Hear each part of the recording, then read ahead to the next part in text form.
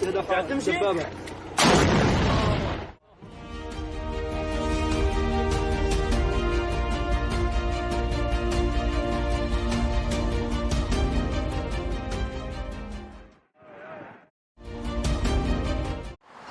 Southern California's Little Saigon, Vivian Lee is afraid after watching the news about racist attacks in the U.S. I'm worried about my mom. Police data collected from 16 U.S. cities found a 164% increase in attacks on people of Asian descent in the first quarter of this year compared to the same period in 2020. I don't think there's anything new with the kind of racism that's been targeted at Asian Pacific Islander. I think the only thing that is unique about the situation is that the mainstream media, mainstream community is now talking about it. Whether it's on social media or on the streets, Asian Americans are now talking about racism and being crime targets after years of relative silence. When I was a teenager, my family and I, living in San Jose at the time, were victims to an attempted home invasion robbery. And my parents didn't want to report it to the police because they were afraid of retaliation, because they were concerned with the language barrier.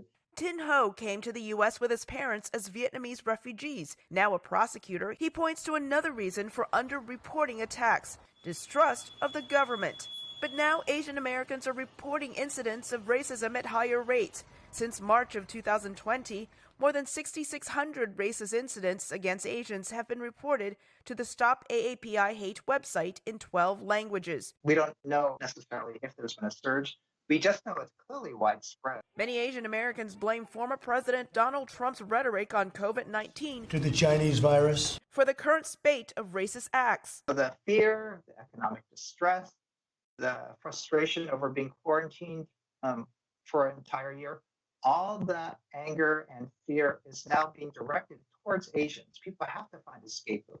And last year, the administration scapegoated Chinese people. But Asian Americans of all backgrounds, often seen as a monolithic group, have been targets of pandemic-related abuse. But people are using racial lenses to perceive us and then to interact with us. Some Asian immigrants are also examining perceptions within their own communities about other ethnicities. No matter what, there's always going to be this underlying tension of we don't understand them, we don't like them as much because we don't understand them, or they're somehow slightly different. I think at the end of the day, we share a lot more in common than we have differences.